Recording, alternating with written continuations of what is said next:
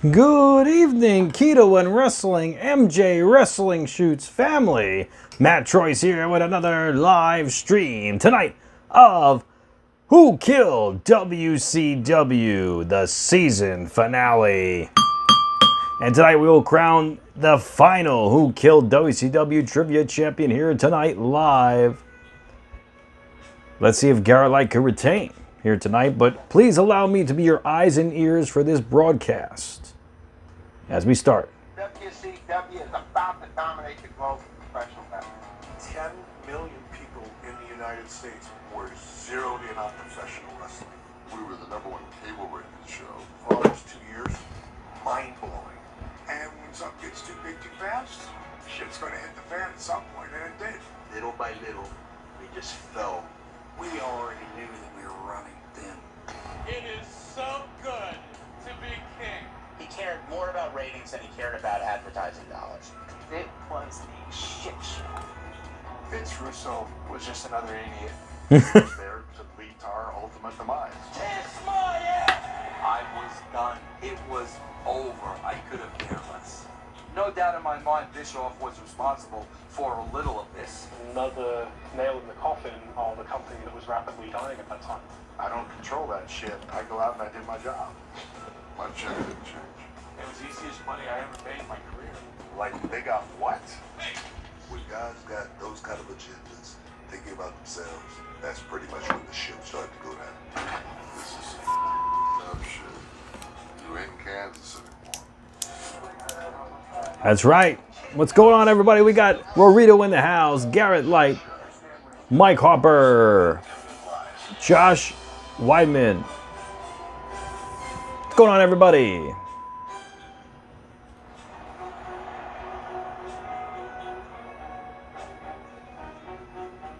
This episode contains footage filmed by cameraman Scott Lansing that documents the final days of Nitro.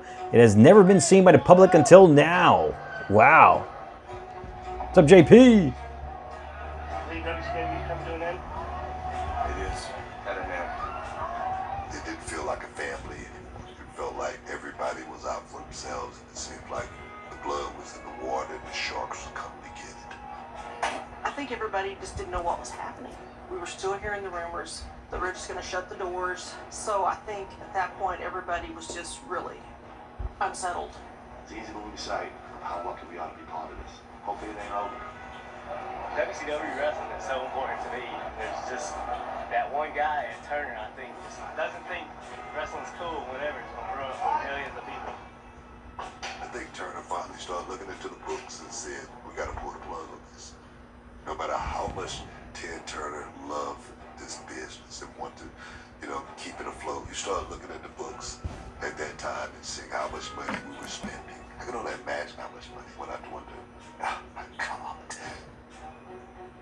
After Brad brought me back to kind of oversee Russo, it was apparent to me that things were more dysfunctional within Turner Broadcasting in the relationship between Turner and WCW than they had ever been. I'm not talking about what was going on in television or how much money they were making or losing. I'm just talking about the relationship.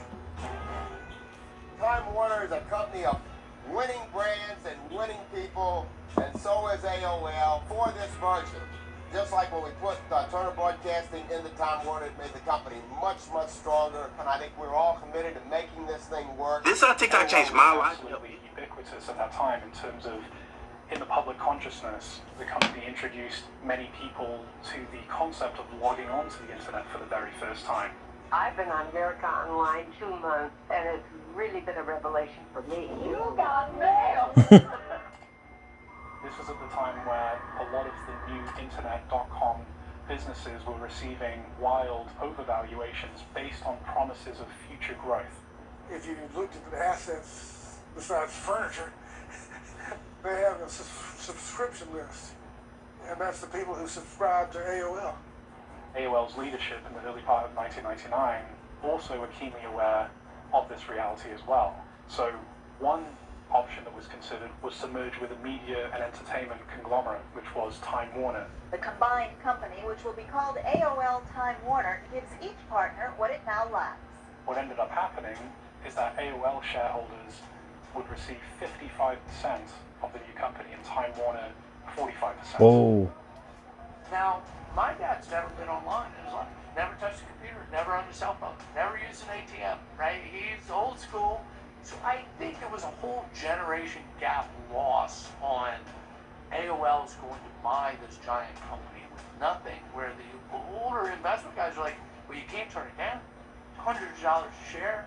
This could be awesome. We're only going to make $1 billion, but nobody would stand up and go, this is a Ponzi scheme, man, right? This is all going to fall apart.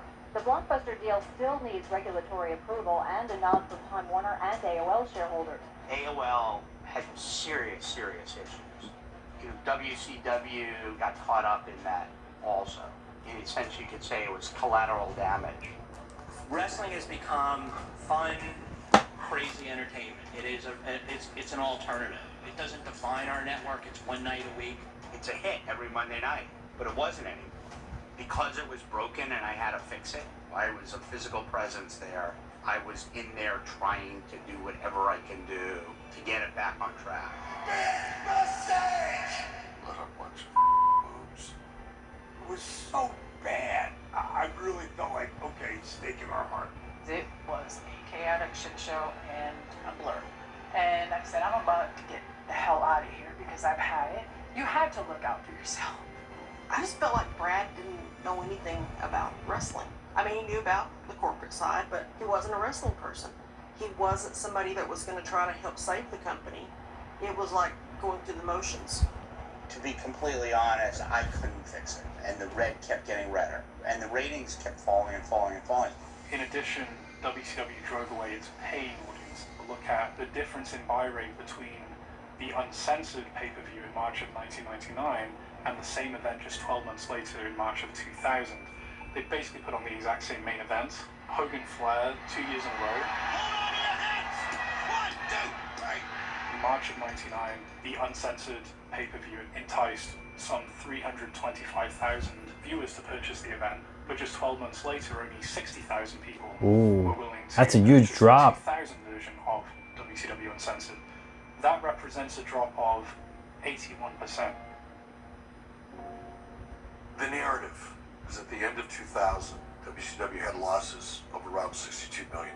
That's the narrative. That's a lot. And I think that there probably is a grain of truth to that. But what people don't understand is the why. Professional wrestling is very different when you're a company like Time Warner, AOL. A lot of answering to shareholders that have expectations on a monthly and quarterly basis. I think there was a lot of debt from other divisions in the company that could be allocated legally, but allocated as losses against WCW because everybody knew it was going to be written off as a loss anyway. The bullshit internal transfers and people tried to park all the trash on our books while we were getting hurt. It was clear to me at that point that Turner Broadcasting didn't want anything to do with WCW. And I said to Brad, specifically, I said, Brad, why don't you let me explore selling WCW while it still has some value? Because the velocity at which WCW was losing ground at that particular time was pretty dramatic. Brett kind of chuckled at me and he said, Eric, you know this company, we don't sell anything, we buy things. So I just let it go. Fast forward. Good evening. Today we announced that the Federal Communications Commission has approved the merger of America Online and Time Warner Inc. So the merger was announced on January 11th, 2000, finalized on January 11th, 2001. There had actually been a lot of financial experts who'd been predicting the imminent demise of AOL for quite some time. Keep in mind that throughout the year 2000, a number of significant things happened. We had the dot-com recession, right? We had a number of these internet companies that were going to be the darlings of the future that went belly up, which affected AOL in a serious way.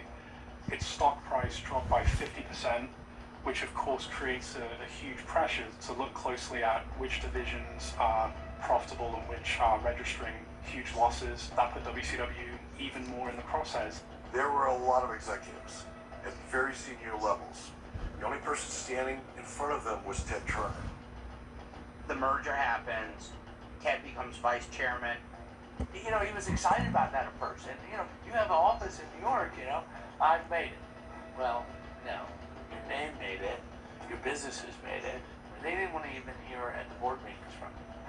Ted Turner was no longer a challenge. Ted Turner was regulated to the corner and didn't have a voice or vote in his own company. You know, Ted is no longer in a position to have control over WCW and its affairs. I remember saying, you know, with Time Warner, is it that important to own a wrestling company that's losing money, bleeding massively, has lost money every year of its existence except for 1 or 2 years? Is that really what Time Warner needs to own? I don't think we need this. That's right. Who killed WCW? How's everyone doing tonight? What's up? Josh Weidman in the house. Michael Maroney. Eric Freeman. Your losing streak does continue, Eric Freeman. What's going on? We've got Lisa in the house on TikTok. Fred Wood. What's going on, everybody? That's awesome, Maroney. Okay, guys. We're on commercial break, so we'll compete in wrestling trivia tonight, guys. However, before we start trivia, let's do an honorary 10-bell salute. For the fallen, Roman Reigns' father, who unfortunately we found out the news about Roman's father passing away, Wild Samoan Sika.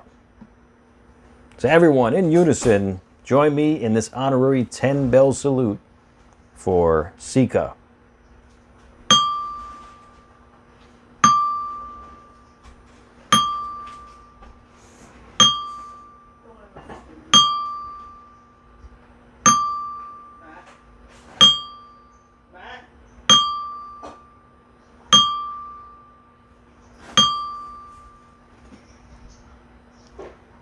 Rest in peace, Sika. May your legacy live on in the annals of time.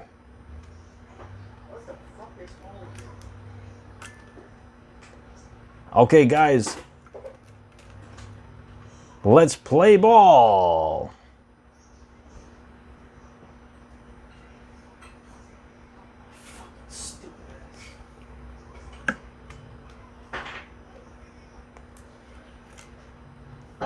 Okay, guys, first trivia question of the night is for 100 points.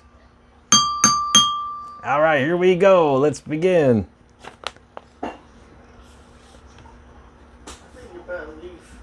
What was the name of the CEO who pulled the plug on WCW programming?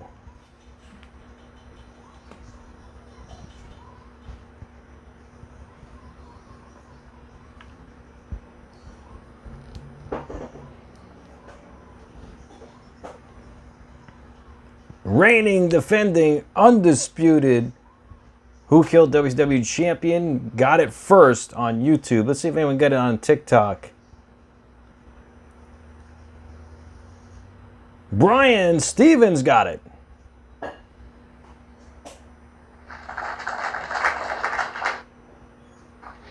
Jamie Kellner was the answer.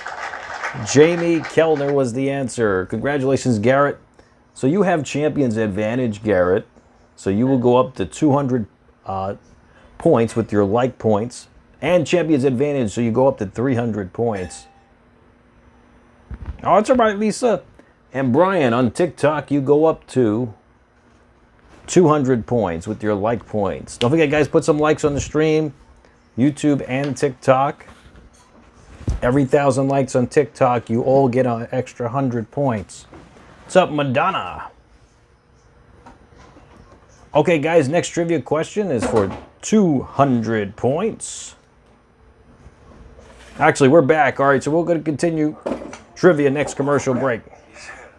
So, let me ask you, Eric, a couple You got it, Rory. You brought up the idea of selling WCW. Do you think you could find a buyer? And I immediately said, sure. I had no idea. I'd never done anything like that before. But I assured him that I could find someone who had the resources to buy it. I said, you want me to put a deal together? You want me to try to put some people together? He goes, see what you got. I went to a guy by the name of Peter Goober. Peter Goober, at that point in time, owned a company called Mandalay Sports and Entertainment. He's a very, very, very well-established Hollywood guy. And he said, look, I'm not interested in investing in in buying WCW, but I think I know some people who may. And he put me in touch with Brian Badal and Steve Greenberg, who owned a company called Fusion Media Ventures. Fusion Media Ventures had created the Classic Sports Network, which became ESPN Sports Classic. Brian and Steve understood media. They had great connections in New York on Wall Street, and we hit it off and started the process. I called Brad back and said, okay, I got the investment. Fusion Media funded the initial round with $5 million of their own, and then went out and raised $62 million in the market. I felt like I was capable with the financial resources and the right partners with me, that there was potential for WCW. The professional wrestling genre as a whole is indestructible. It's just a matter of the company being in the right hands. Eric was invested in trying to keep WCW alive and moving, so it was very exciting when the opportunity came up to buy it. And it wasn't surprising that he went 100% all in and just gave it all he had. We had come up with a loose plan of what we were going to do once the deal was consummated. For example, went out to Las Vegas. We met with Hard Rock, and they were planning on building an entertainment theater on top of one of the parking garages that would hold about 3,500 people. So we started to negotiate the opportunity for kind of a full-time location, producing our shows in front of a live audience in Las Vegas every Monday night. And one of the initial thoughts we had is, let's bring WCW back with this pay-per-view called The Big Bang. The Big Bang, wow. So on January 11th, 2001, it appears that Fusion Media Ventures has purchased the company. The figure that was reported at the time of the apparent sale to Fusion was $67 million. You know, there's a lot of exuberance about, once again, this being now the turning point. Now we've got the new owners in play now, Eric Bischoff's back in his position. This is where we're off to the races. The new goal is 100 weeks in a row, and that's kind of what's in the future for WCW. We always looked at this as a partnership between us and Eric. You know, we certainly aren't buying this because we think it should just stay number 2. We won't be satisfied until this thing is number 1 again, and the goal this time is 100 weeks, not 96 weeks in a row. Oh, I was excited. I thought, you know, okay, great. This is going to open a new door. We're going to continue to go on like we are. I think we were going to see a smarter, newer, more refreshed version of Eric. He looked really gung-ho to make this work. Turner Broadcasting guaranteed us our time slot on Monday night and Thursday night. So our job was then to produce the show, find the advertisers, and turn the show profitable. I remember that being part of the deal, and I like that part of it. Knowing that you've got that slot and being able to calculate what the advertising value of that's going to be, critical. So it was a fait accompli as far as we were concerned, and we were scheduled to close that deal. On March the 6th, Jamie Kellner is announced as the new CEO of Turner Broadcasting. Jamie Kellner is someone whose reputation certainly preceded him in the television business. He is credited with having a huge influence over the growth of the Fox network, and then actually becoming a founding partner of the WB network. And upon being appointed to the role, his initial comments to the press were that, I'm paraphrasing, this is a great company, full of great people. I'm going to try not to mess things up. I'm going to tweak it. Jamie Kellner was one of the best television executives in the business, but Jamie hated wrestling. He hated it. You know, he hated it, didn't get it, didn't want anything to do with it. It was a pain in the ass, and we were losing so much money all the time that I think I made the suggestion to sell WCW. I don't know if it came from me or somebody suggested it and I latched onto it, and Jamie was like, yep, get rid of this as fast as you can. I don't want anything to do with it. Wow. March 16th, Brad Siegel sends out a memo advising WCW employees there's going to be a period of hiatus.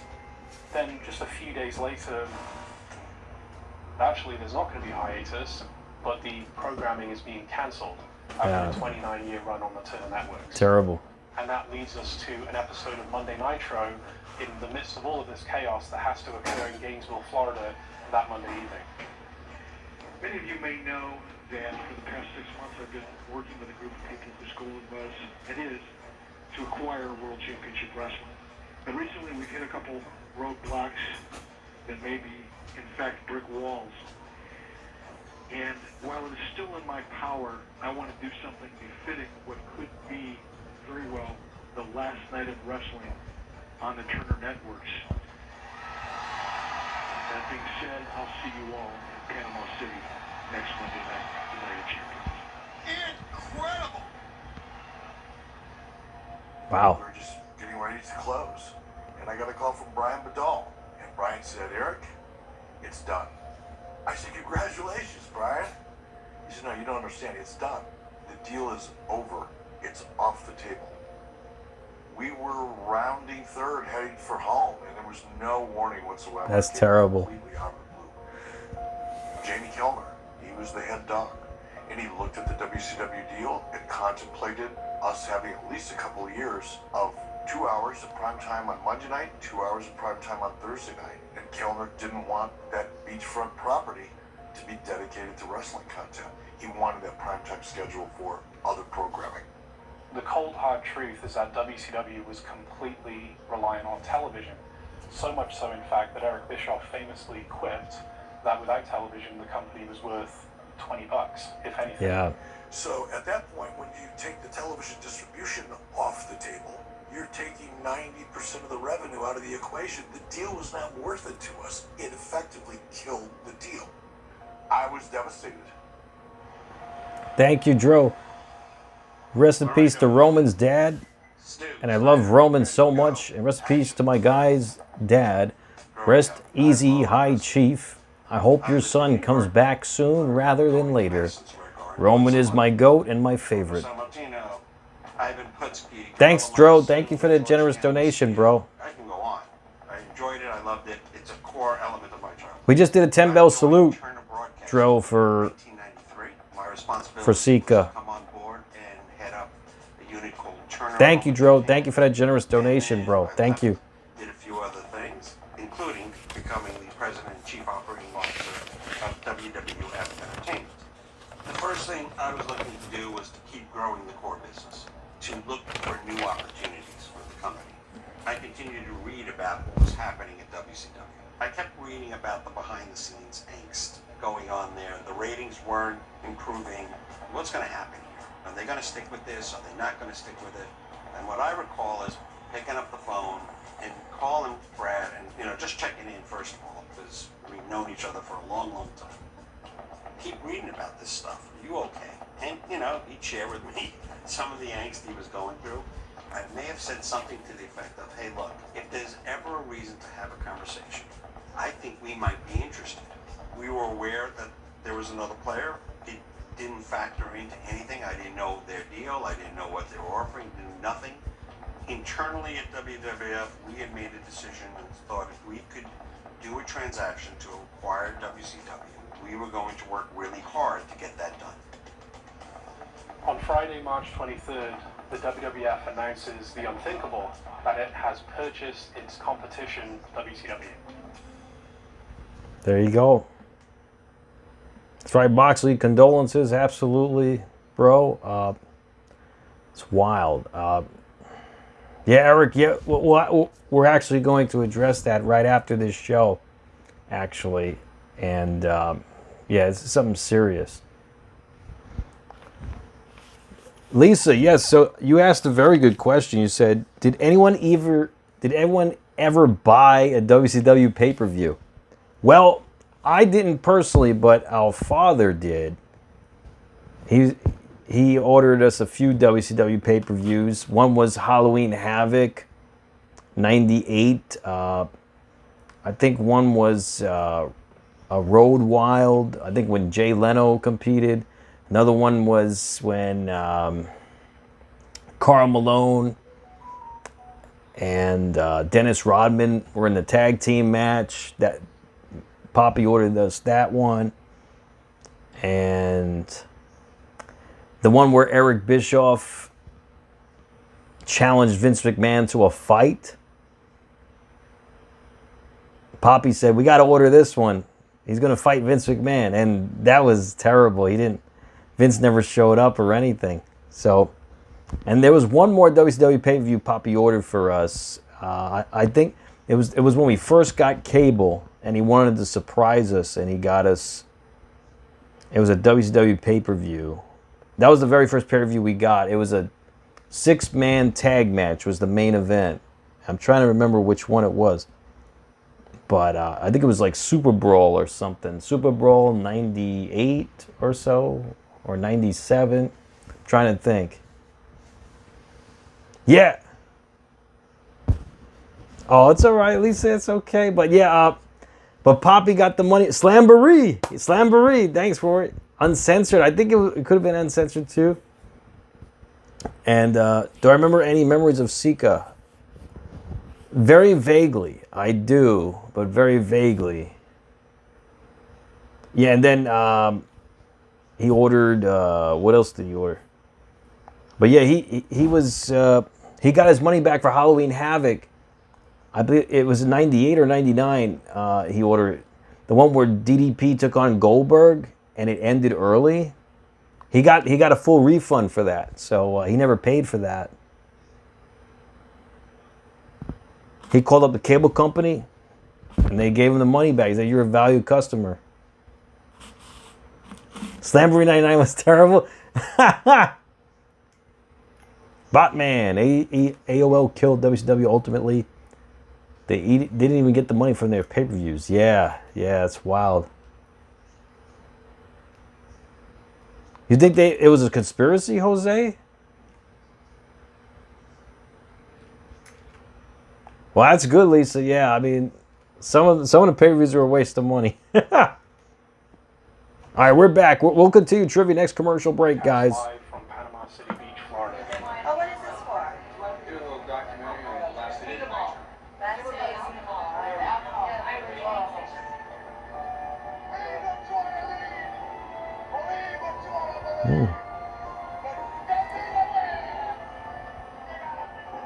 Thanks for the follow, Botman. Do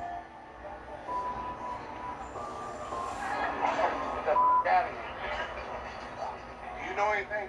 What's going on tonight? Man, right here in my back pocket. Holy shit. What is that all about?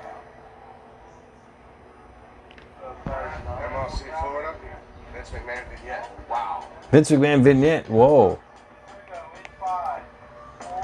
Wow, they found out from reading the paper. We had Vince McMahon starting the show on camera. It's hard to overstate just how shocking that was at the time. Imagine that. Me, Vince McMahon. Imagine that. Here I am on WCW television. How can that happen? Well, there's only one way.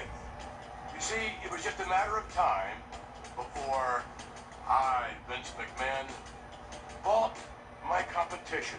That's right. I own WCW.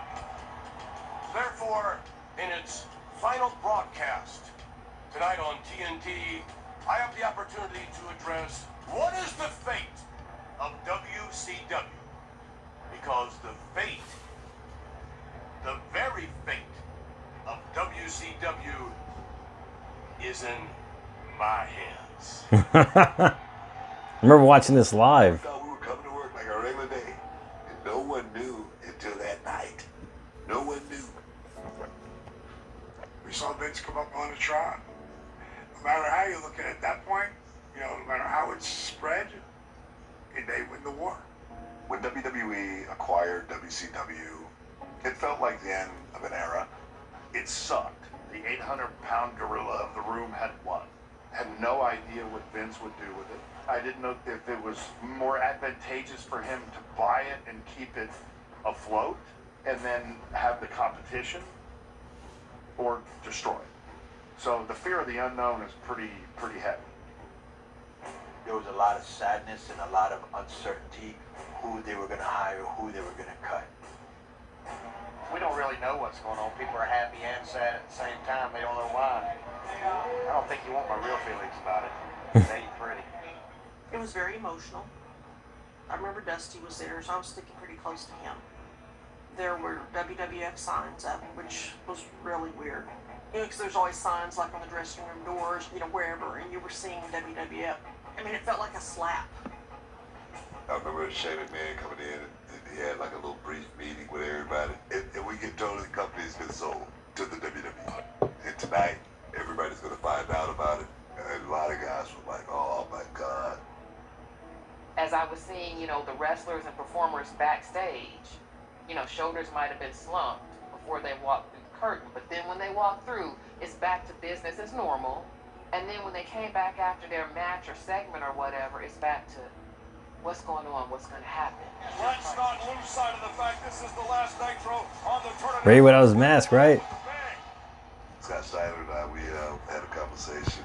Scott goes, "Bro, you know, what do you think you're gonna do, man? What do you think you're gonna do?" And I look at Scott and I go, "Bro, we was auditioning that night."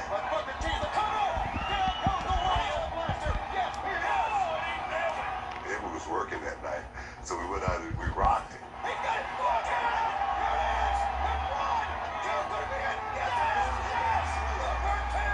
I didn't know I was gonna win the world title that night, but then when I did find that out, I go, "Oh yeah, man, I got a chip in the game. They got eyes on me, you know." So I was really excited. I was probably perhaps one of the only guys that was excited though. I mean, it was sad, you know. It wasn't even sad. It was pathetic. Why? Because people actually showed up. Hey, you guys want to be on the Titanic? Nah. Good. I'll sit and watch the thing sink from my house. I didn't watch it as it happened live. I feel bad for the talent that were there. I feel bad for the production staff that were there that didn't see it coming, had no idea what their futures were going to be. It's a big life change. But as far as the brand itself, I walked away from it. I no longer cared. It's going to be an emotional thing. You see a lot of production guys, a lot of people with cameras taking pictures of the guys, and to me, I look at it as the day you left college and the guys you might not see again. But this is a tight-knit group of guys we have. Like one of the camera guys and what a sweetheart guy. He'd been working for the company for 27 years. All of those people lost their livelihood. And that's why I say you, Jamie Kellner. I was concerned about a lot of people that just couldn't walk into a job so easily. Our jobs are so different. It's not a factory. We don't do the same thing every day. We're a combination of a circus and an army. And to get that good at it, we had to have the right people in the right places. And the way you got to that point was the trust of one another.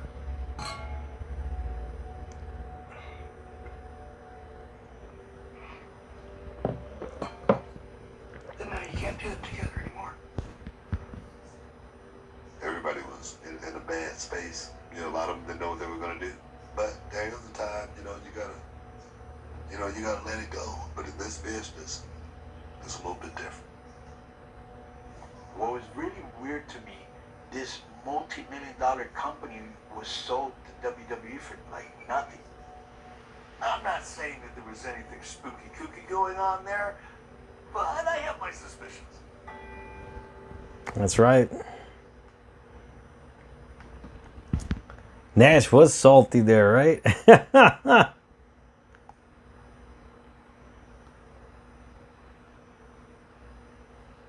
Yeah, Booker came out of it with a nice push. Rey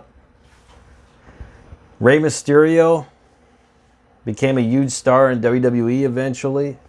After his contract expired, of course. He didn't go right over.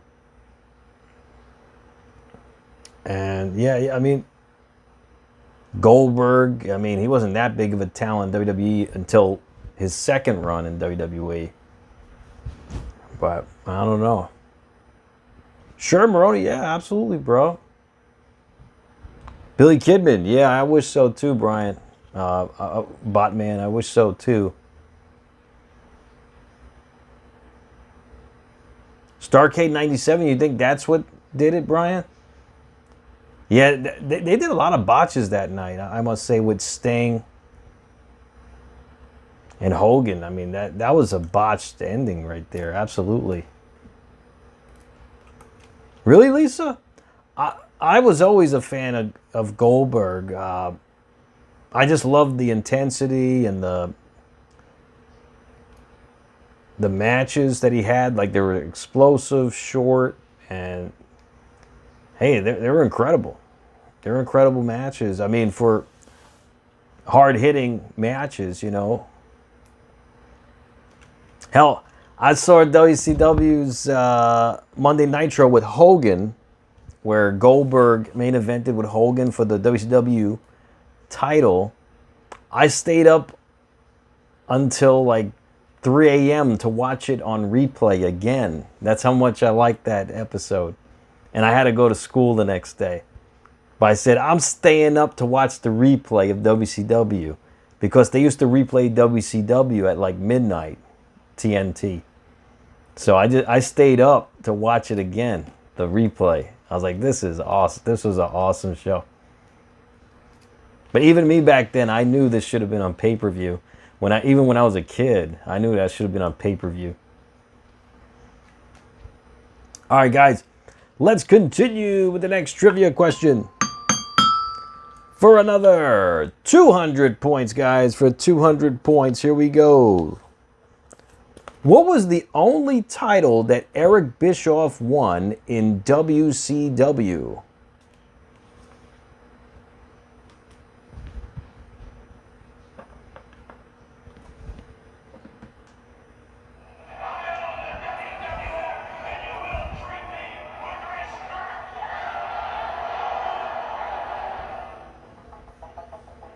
When you think about the final purchase price, we're talking about a company that at its peak was generating in the neighborhood of $200 million a year, and a huge part of pop culture that gets sold for a little over $4 million. I always thought that when I heard the price, what they paid for WCW was an inside job of some sort.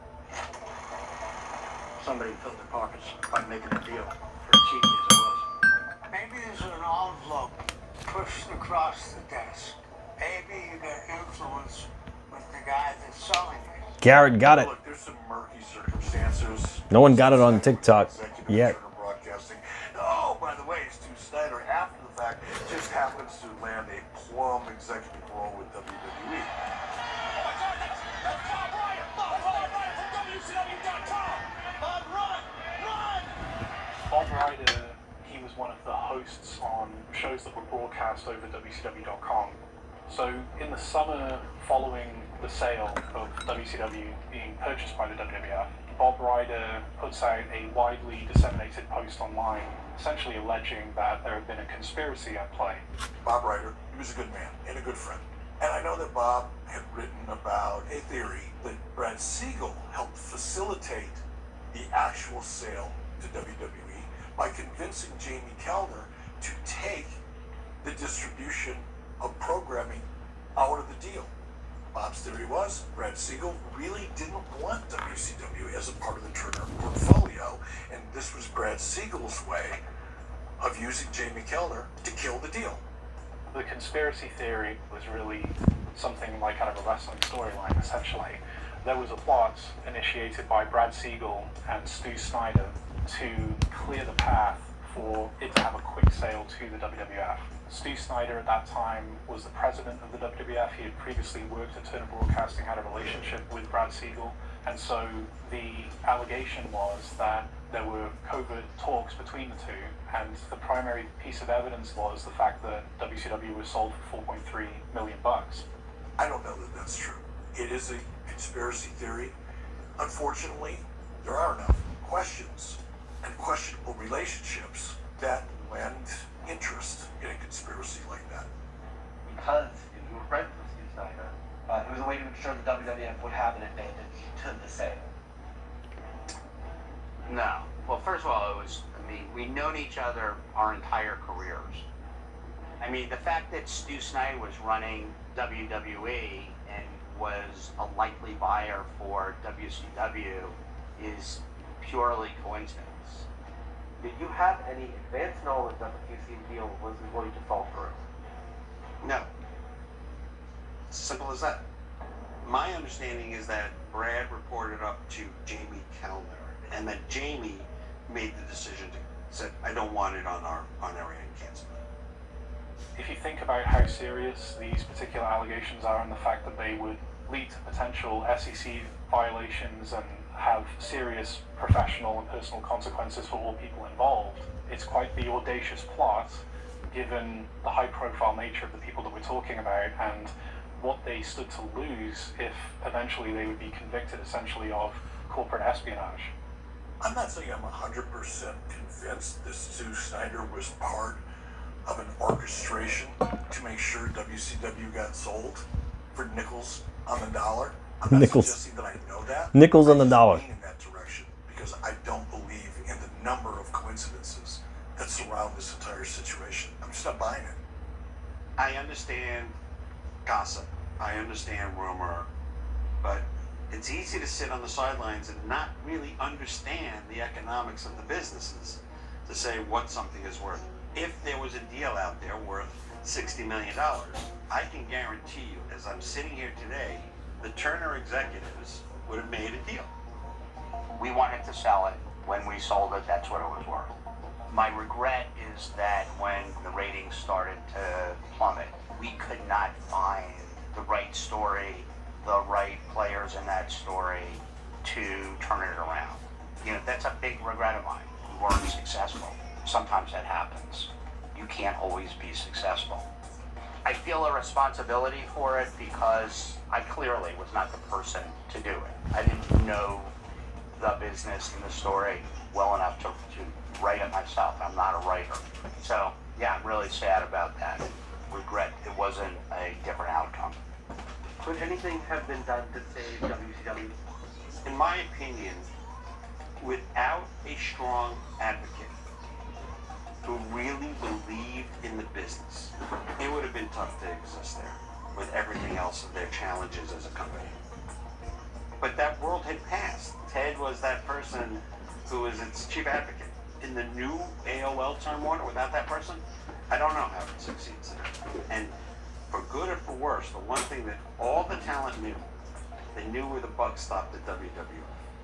It was Vince. You were either in line or you were out. That's how Tik Tok changed. That's how Vince ran that place. That place was a different story, a different time, a different era. So unless you had somebody like that who could go, this is the way it's going to run, and I have the support of corporate to leave it alone and let me do my thing, I think it would have been challenging. It's been proven that it was challenging. Yeah. It's crazy.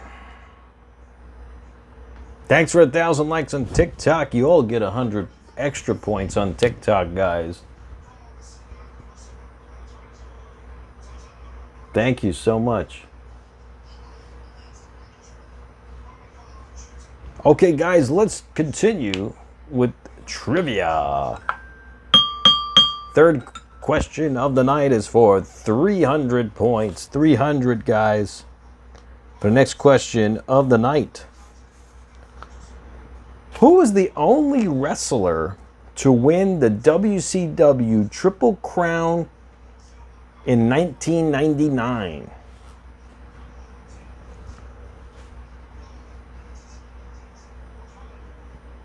That's for 300 points.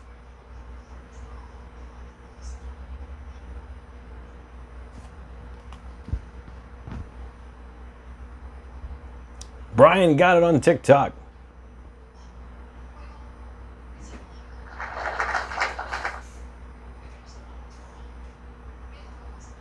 No one got it on YouTube yet. Good job, Brian. You go up to 600 points on TikTok.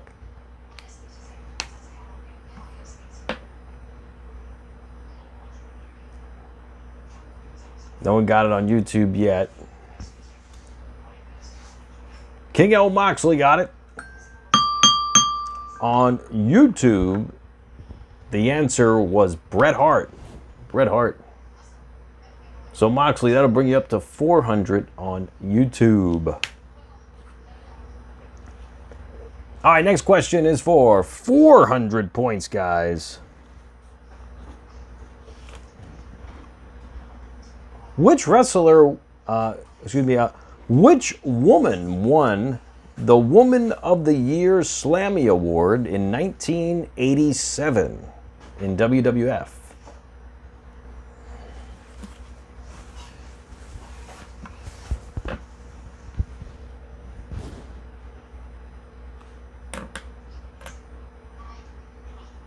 That's for 400 points. Let's see if anyone can get that. Brian Stevens got it.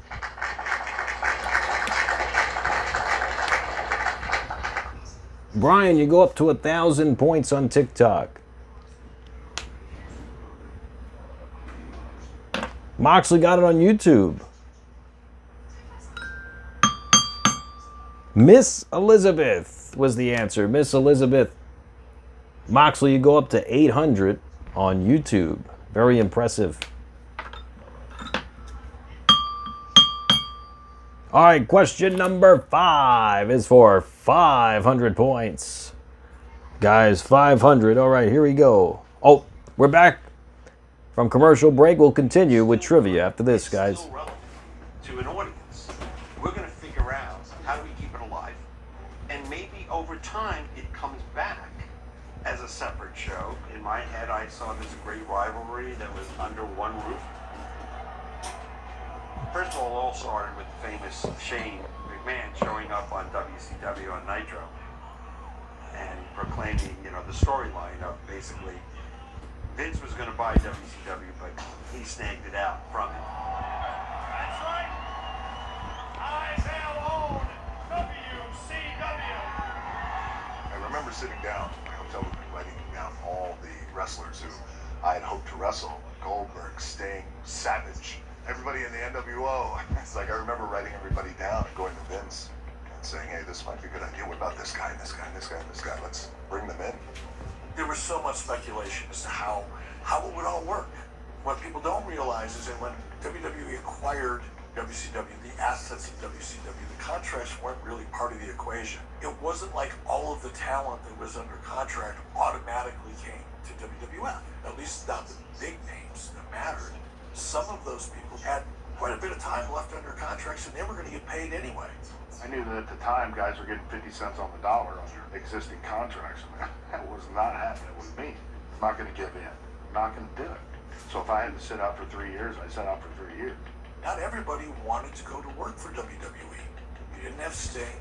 You didn't have Lex Luger. You didn't have Goldberg. What do you really have? I still had like over a year left on my contract. They offered me a 50% buyout and go to work. Or just, you know, sit at home for the next year. I said, nah, man. I said, you know, out of sight, out of mind, you know. I remember Ric Flair saying a long time ago, time off is your worst enemy. You know, so I was like, let's take the 50% buyout and let's go to work. Wow.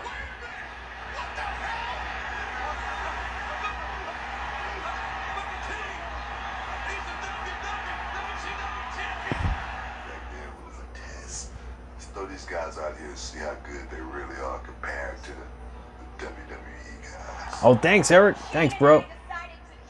Well, the invasion storyline was supposed to be the best that WCW had to offer versus the best that WWE had to offer, but we were in no shape to actually be able to really pull off an invasion angle just because we did not have enough star power to really get that thing off the ground. They never really did a WWE feud correctly. And I think that was a big mistake by Vince McMahon. I think he could have done some really cool matchups and some really cool things. Hey, yo. They were going to write the history that they wanted to create, and no matter how you looked at it, we were the Confederate soldiers going to work for the Union. And if you thought that you were going to go over one of their top guys, bullshit. They brought us in under the guise of, this isn't going to work twice. I looked at Scott and said, we're gone. We're done. We're dead. I get to have the wonderful experience to watch my friend who now has been sober for 11 months go downstairs and just start pounding drinks.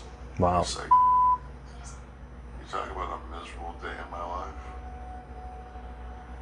The way they said, WCW, there was no room in New York City for a company like WCW.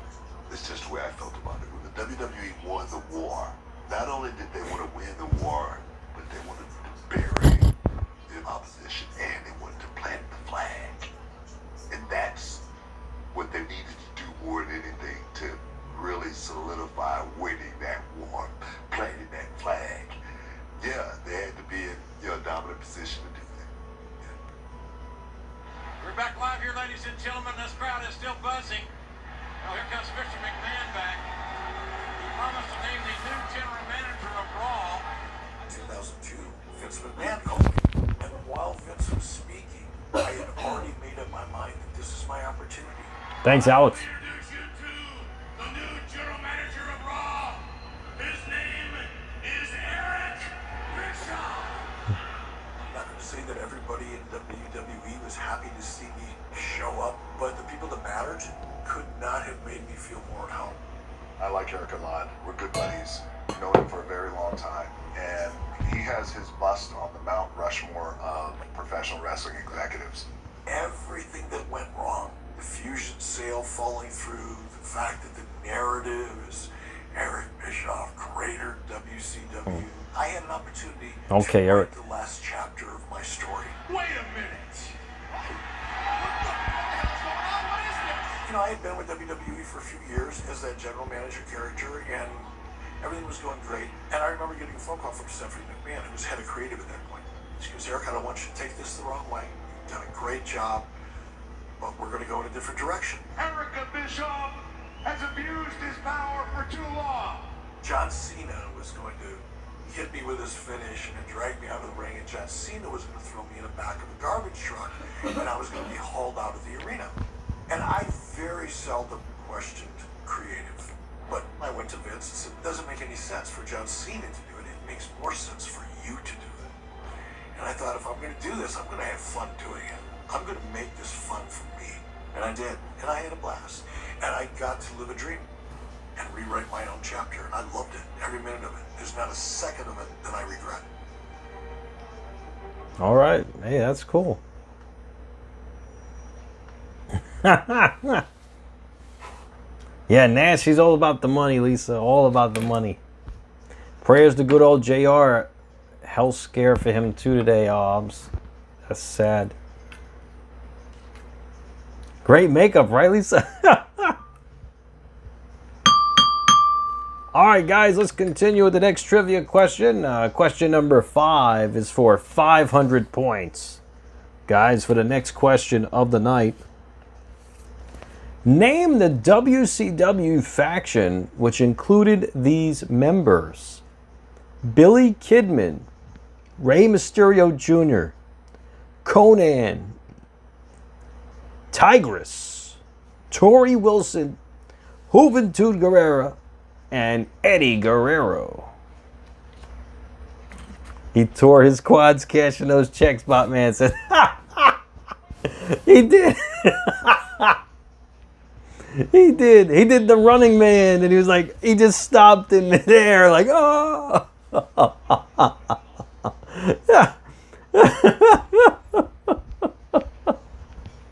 Moxley, you're in the lead on YouTube with 800 points.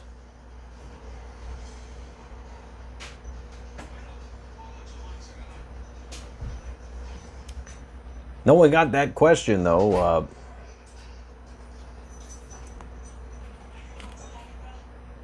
For 500 points, name the faction which included these members: Tigress, Tori Wilson, Juventud Guerrero, Eddie Guerrero, Billy Kidman. Notorious JP got it. On YouTube, congratulations, JP. You go up to 600 points with your like points. And guys on TikTok, thanks for another 1,000 likes. You all get another 100 points. So Brian's at 1,100. Lisa's at 300. Moxley is at 300. Botman, you're at 200.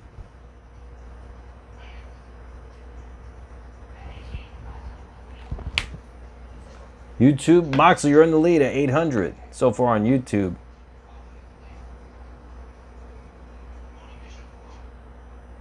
No one answered it on TikTok. Moxley, points to Garrett on YouTube.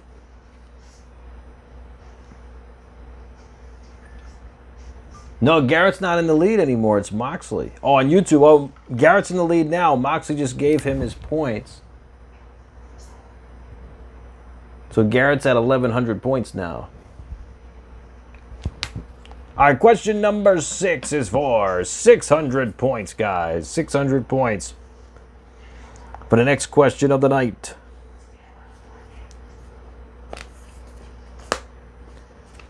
Who was deemed Cannonball Champion of Spring Break 1998 in WCW? Ooh. Who killed WCW? I think it was Turner Corporate. And some of the people within the booking committees. AOL Time Warner, the executive. Good job, Josh. Embarrassed by Goofy Wrestling. And Brian.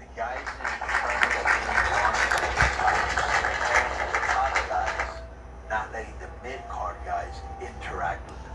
Brian, 1,700. The cast of characters that was WCW killed. Josh, you got 700. You're in second place, Josh. As a team any longer, it functioned as a bunch of. The answer was Nash. Kevin Nash. I've never seen anybody that was that high up in the food chain take less responsibility. This is what killed WCW. They were fighting within themselves. They were eating their own. The Wolves. Who The killed Wolves. WCW? That's easy. Turner Sports. It would have to be the person with the chamber. Have to be Eric Bischoff. Oh, Eric. Oh. Vince Russo, Eric Bischoff, two guys that had zero knowledge about how to run wrestling, and they put themselves in a position to tell people like me what to do, and that's what killed WCW. As a matter of fact, I'm going to give myself a round of applause for that. Yes, thank you. Bro, they took such a drop. Okay, well, Lisa, I'm going to give you points for that then. It was when it was sold and so much money lost. I don't think anybody could have done anything. So you go up to 800, Lisa. Decision killed WCW. I don't think one person could have killed WCW by any stretch of imagination. There were a shitload of people who contributed to its downfall. I think it's a collection of factors, a number of reasons that explain its demise. There's plenty of blame to go around, but I think ultimately it was inevitable that it was going to fall apart. A good buddy of mine, he's one of my best friends, downtown Bruno. When I first started, I said, Bruno, give me some advice. He said, you're going to hear a voice one day, and that voice is going to say, go on home, the big run's over. WCW as an entity, they heard that voice. The big run was over. It was awesome. Wow, man, what a run. It was always about the performances for me. It was always about the fans. We were rock stars. Everywhere we went, it was packed. The whole WCW experience was a hell of a ride, period. Let us remember the lessons learned and strive to build a fairer and more equitable future for wrestling. We've done over 350 or 60 some odd Nitros, and a lot of these people are like family to me. It was a good ride. It was fun. You were like a big family, even though you're a dysfunctional family. You may not get along with everybody, but you're still going to be there when it comes to it. It was the greatest job. They let us be as creative as we wanted to be. The first time I realized WCW was big was my very first show when I debuted. There was a palpable energy. You could feel the crowd. There's something special and something different about a wrestling fan. It just blew my mind to see what a big deal WCW really was. Those are some great times, terrific times. And it came to an abrupt end like that. But hey, man, all good things come to an end. I still think that, when it comes down to it, WCW is Eric's creation. Any success they had was with Eric. There's nobody on this planet that can look in the mirror and say, I beat Vince McMahon at professional wrestling for 83 weeks. It's a pretty huge accomplishment. Cool. Kind of with your head, it becomes distorted. My memory is more like a series of photographs. There's bits and pieces and moments that stand out in my mind, but as time goes on, they kind of just all blur together. when I look back at my time during WCW, the journey, the ups, the downs, the ride all along the way was the rush. We were the #1 wrestling company on television in the world. Very proud of that. I was able to experience and achieve things that nobody thought possible. And I wouldn't have had any of this if it wasn't professional wrestling. So I'm grateful for every minute of it. The good, the bad, everything in between. Very lucky. Wow. So, you know, when I met Eric Bischoff at Wrestle Bash 2 just last year, I told him before he signed my big gold belt here, I told him, you revolutionized wrestling, not Vince, you did. And he really liked that when I told him that. And now he even uses that on his YouTube channel now when he talks about how professional wrestling is today. He even uses that phrase now when he talks on his YouTube channel. So that was pretty cool.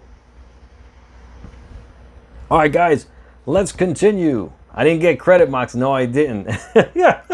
Although he did say whenever I wanted to do a collab, he would do a collab with me on YouTube for free. He did tell me that. I never took him up on his offer yet. So, hey, maybe I'll take him up on his offer one of these days. All right, guys, we're continuing with the next trivia question. It's question number 7 for 700 points, guys. Now, this answer has 3 answers. This question has 3 answers. So each answer will get you 700 points, guys. Yeah, Alex, I met a lot of WWE wrestlers in person. Which one you want to know about? Yeah, I met a lot. Who were the last 3 wrestlers in history to win the WCW Triple Crown?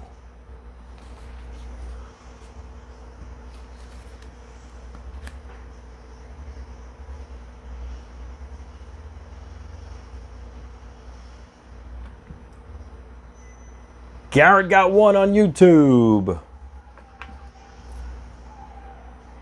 Yeah, I just got to email him when I'm ready to do that. Roman's dad was right there for 31 to 33, Dro says. Really?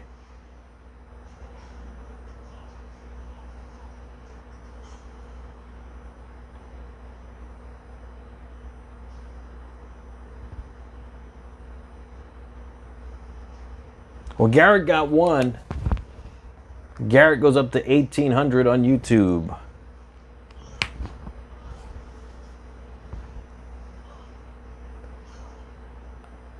Moxley got all 3. Wow, Moxley. That'll bring you up to 2,400 points. Very impressive. All 3. Moxley got all 3 on one line on TikTok. Garrett got 1 on YouTube.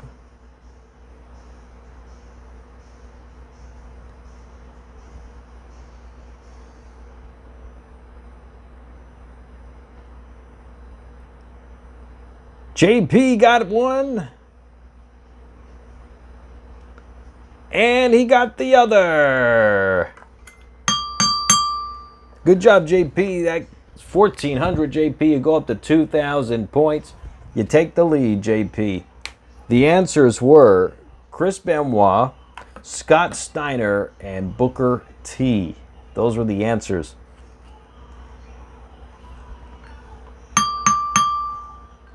Okay, guys, question number 8. The answer is also 3. The question has also 3 answers. Question number 8. Name all 3 wrestlers that Kevin Nash won the WCW Tag Team Champions with.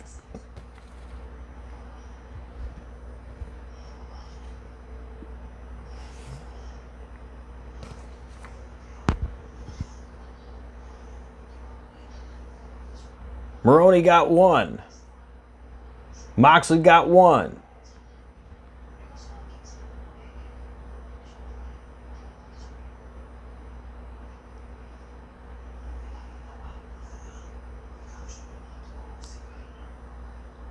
Naj got the other.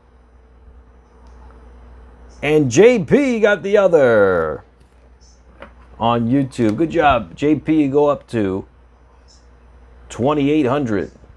Naj, you go up to 900. If you put a like on the stream, Naj.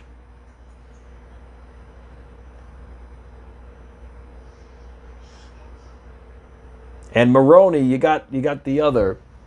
You go up to 1,100, Maroney, on YouTube. Let's see if anyone got it on TikTok. Moxley got 1 with Scott Hall. Moxley got the other with Sting.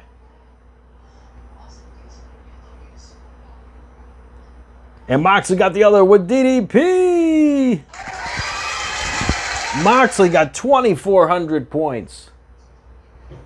Moxley goes up to 4,800 points, just like that. On TikTok. Maroney points to JP. You got it, Josh. So, Josh, you're up to 800. Points to JP. Okay, JP's at 3,900. JP's in the lead on YouTube. Okay, guys, question number 9 is for 900 points. And it has 2 answers. 2 answers. Each answer is worth 900 points.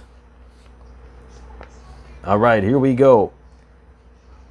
Who were the 2 co-leaders of WCW's Millionaires Club?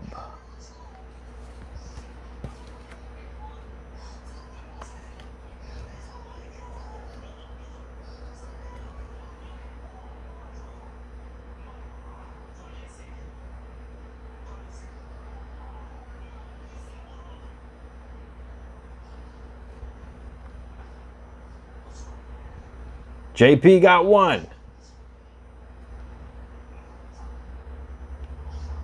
Lisa got both on TikTok. JP got 1, Garrett got the other on YouTube. The answers were Ric Flair and Hulk Hogan. Garrett goes up to 2,700 on YouTube. And JP goes up to 4,700 on YouTube. And Lisa goes up to 2,600 on TikTok. 2,600, very impressive. Okay, guys. For the final question, before we do the final question, a bonus question.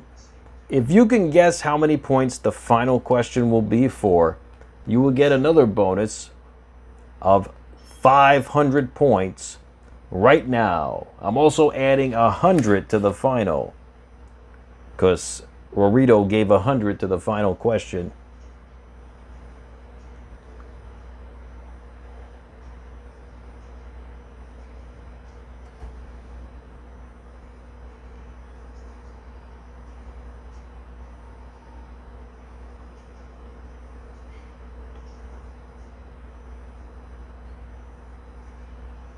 Close answers.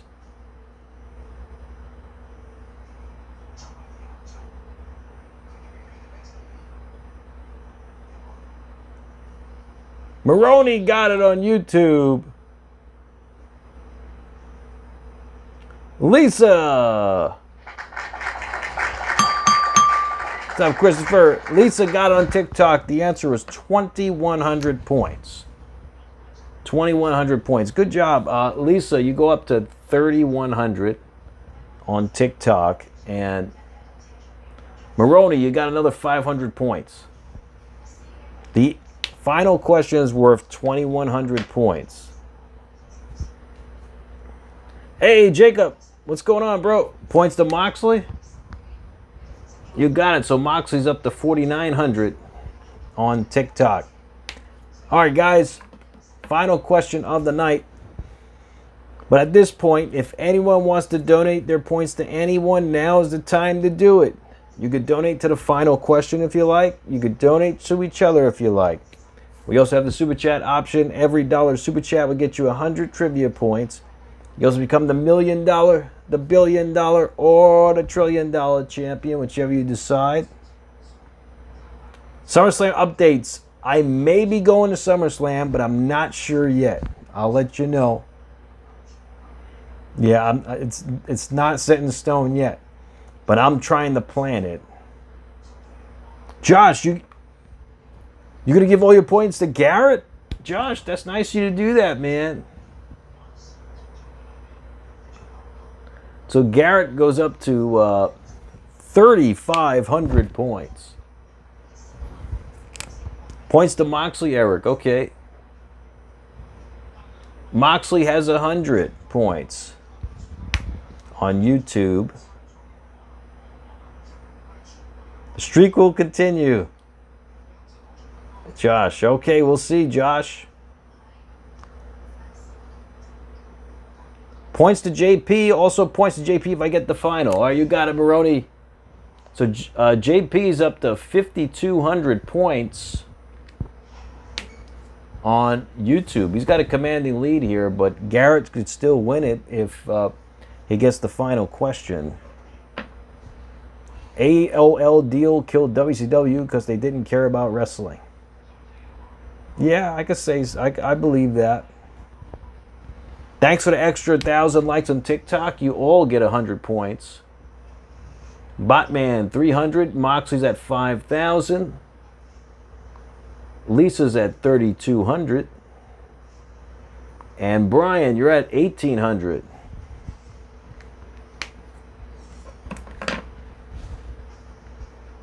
Okay, guys, this is the final call to determine the final Who Killed WCW Trivia Champion on YouTube and on TikTok. Points to Garrett on YouTube, Moxley. Oh, you got it. Moxley gives us 100 to Garrett. So Garrett's at 3,600 points. Okay, guys, you're going to have to say the full name. No misspellings on this one. This particular name had 2 words. You're going to have to say both words on the same line spelled correctly. It's a tough question, but I believe someone will get it. Someone will get it. Some way, somehow. Okay, here we go. Danny, thanks for the likes. You got 100 points, Danny. Okay, guys, here we go. Who does Diamond Dallas Page quote on the very last episode of WCW Nitro when he said, "What a long, strange trip it's been"?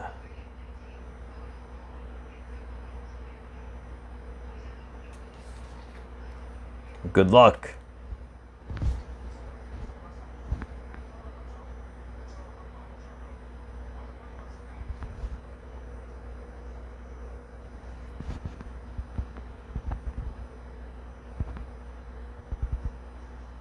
Yeah, this is a tough question. See if anyone can get it for 2,100 points.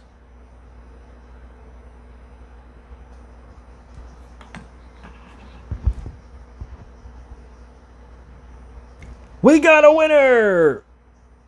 We got a winner on YouTube.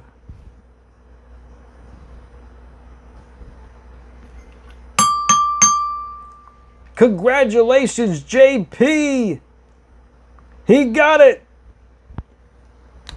JP goes up to 7,300 points to JP. 7,300 points. Winning the Who Killed WCW Trivia Championship.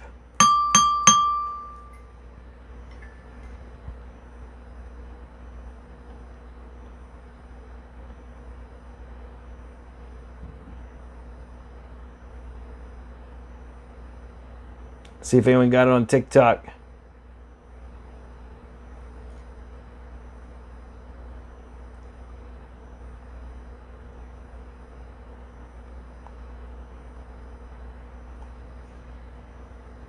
Moxley got it. Jerry Garcia. Congratulations, Moxley, on TikTok from the Grateful Dead. The Grateful Dead. Moxley, you go up to 7,100 points on TikTok. You are, Moxley, the final Who Killed WCW Trivia Champion on TikTok. Congratulations, JP and Moxley. Let me know what theme songs you would like me to play, and I will play it for you.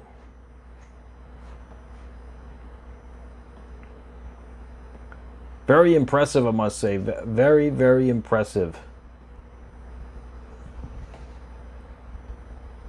Moxie's the forever champ. That's right. That's right, bro. And the real Wolf Pack. All right. Let me play your theme song.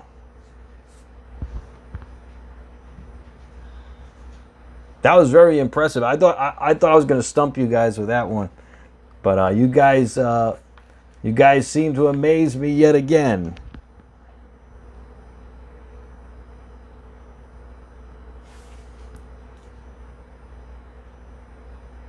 Oh, you got it, Moxley.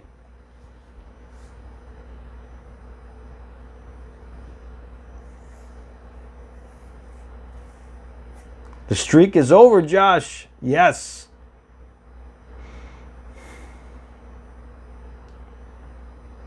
Yes, it is over.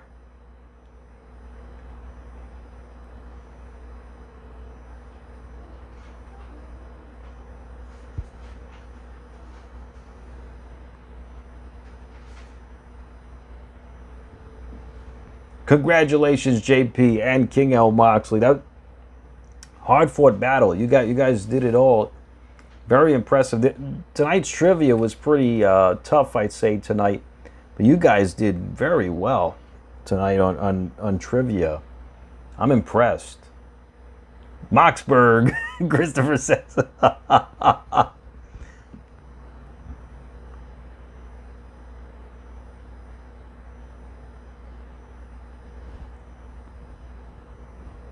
Well, let me just power up TikTok again. It looks like it's malfunctioned. Is slave.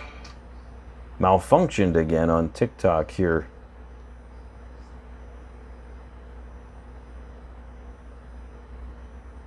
All right, here we go.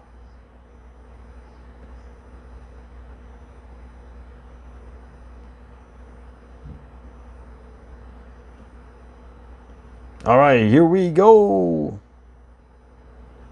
Let me play JP's theme song and Moxie's theme song.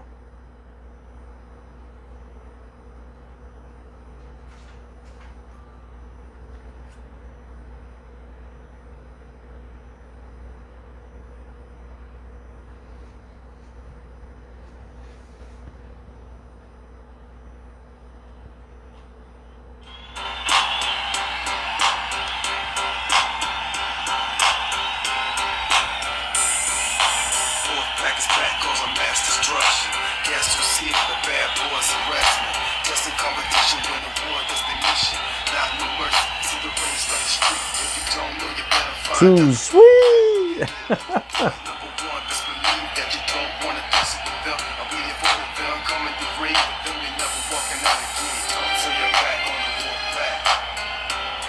Very impressive, JP.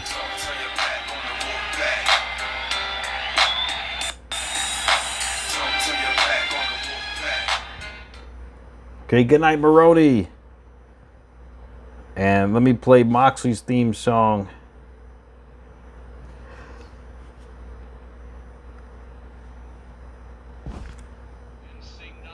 get to stay up late with Jenny Omega while I'm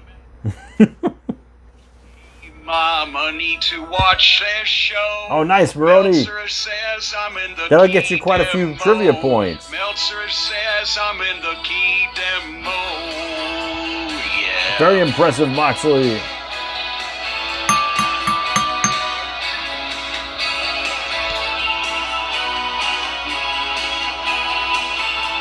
Sure, Brody, absolutely, bro. Or you can message me too, bro, and I'll message you back. In my mom's basement. Hey, yo, Christopher Lee. Wi-Fi and I pay no rent.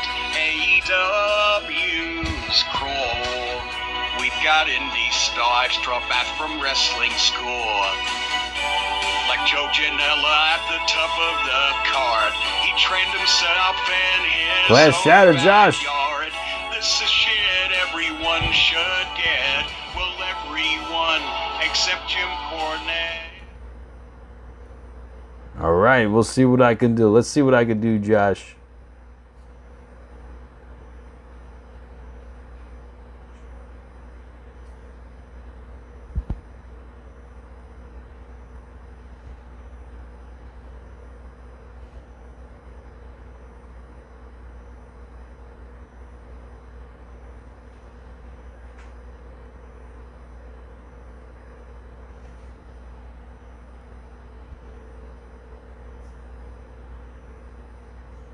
All right, let me see what I could do here.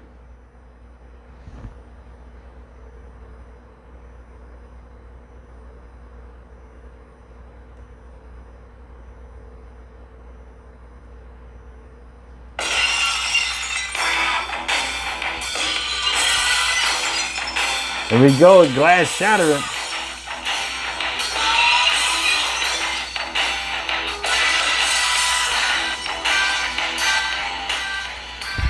That's right, Stone Cold right there. Oh, hell yeah. Okay, guys, but I want to thank you so much for joining me tonight. But first, before we head out this evening, I have some very important matter to talk about to each and every one of you guys. It appears that one of our loyal viewers here on the stream is being attacked by a troll of some sort. What's up, John? Thanks for the follow. Who has apparently threatened him and his family. I just want to let you know, guys, we don't tolerate that kind of stuff here. Please, by all means, do not do that. It's not funny. It's not good. And it shouldn't be done, guys. Please refrain from doing that. Whoever it is, it's not funny. Never was funny. Never will be funny. Absolutely, Moxley. But whoever did it, please don't do it again, because it's not funny. And you definitely struck a chord with this viewer, and you don't cross the line with certain things. So you shouldn't go that far with threatening someone's family. Exactly, James, exactly. I know wrestling trivia gets very competitive, but you got to draw the line somewhere. So you can't be targeting people like that. It was Chris Benoit, Elvis says.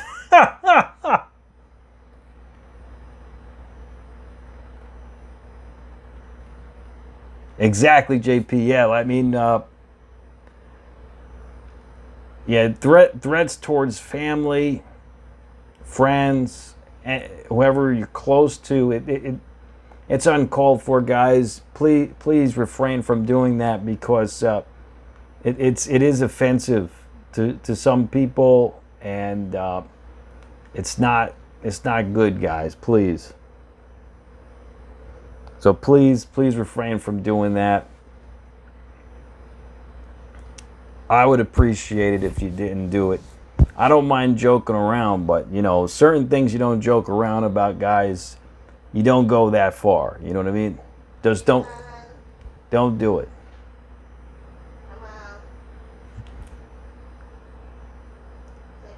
MSG, I don't know anymore. If Roman's not going to be there, I may not go to MSG anymore. And I don't expect Roman to be there after this. His father just passed away.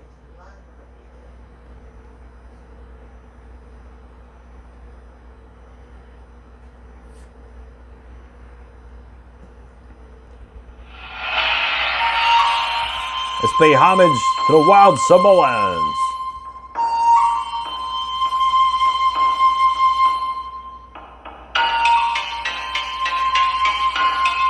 May Sika rest in peace. Terrell. Exactly, Terrell.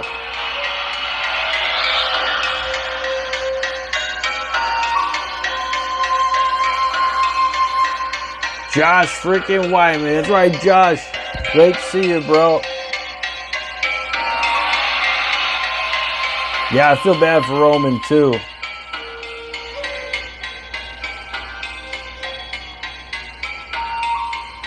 Always remember, never forgotten. Absolutely, JP. Yeah, I mean, yeah, it's a shame. You never know what's going to happen, guys. That's why, you know, you should always be thankful for everything, and you know, always say what you want to say. You know, don't try not to regret anything. You know, because you never know what's going to happen tomorrow, guys. Sika has reunited with Roman Reigns' brother. Yes, Rosie. Yes. Yoko had the best leg drop, Terrell says. He did have a great leg drop. It was very imposing.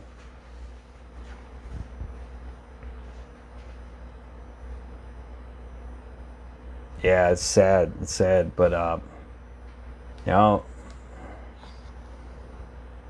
just remember, you know, you gotta remember the good times, the bad times, just memories. You know, that's what counts, are the memories. You know,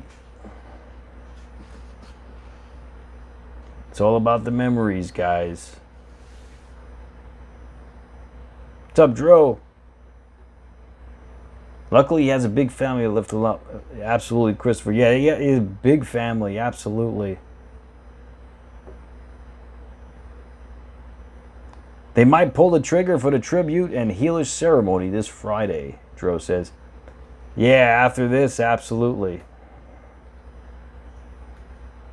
Absolutely. I mean, yeah, they got to pay homage to Sika. Absolutely, Maroney. Yep. You watched the Jerry Lawler's Bret Hart Kiss My Foot match, Christopher. Yeah. That was crazy, right? I remember watching that feud as a kid, and I was like, oh, this is disgusting.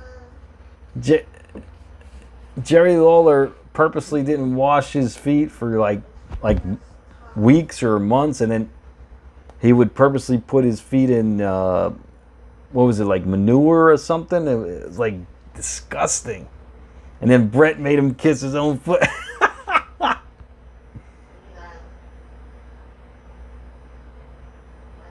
Sika was the reason why one half of the greatest world champions ever exists, Moxley says. Jerry King Lawler vs. Michael Cole, one of the worst matches ever, American Nightmare. Yeah, it was. That's how Kane got his first job in WWE. JP said, Isaac Yanko. He did. Or who remembers RVD when he was like a kid, young kid? He kissed $1 Million Man's feet for like $100 or something.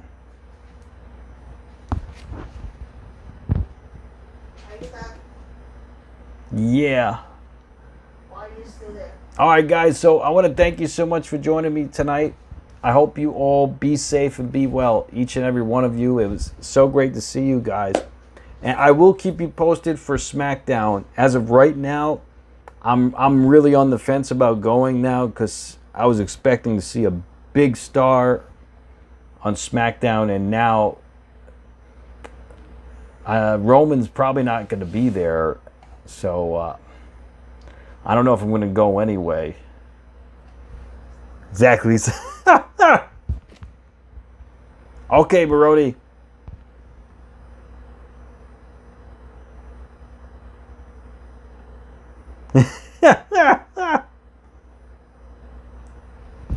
All right, guys. Well, have a great night tonight. Be safe and be well, everyone. It's so great to see you guys. Thank you for joining me on this live stream. It's always a pleasure to see you guys. And have a great night. Be safe, be well. MATTROISE signing out. Thank you, Lisa. Good night, Maroney. Good night, JP, Dro, Moxley. Thanks again, Dro, for your very generous donation, man. You didn't have to do that, but thank you so much. Good night, Eric Freeman. Good night, bro. Good night, everybody. Oh, thanks, Cody. Yeah, one of the viewers on YouTube actually bought it for me. He shipped it to me, Danny. Yeah, nice shirt. It's a nice shirt. DX. That's right, DX. Degeneration X. All right, guys. Have a great night. MATTROISE signing out. Be safe, be well, guys. And congratulations to JP.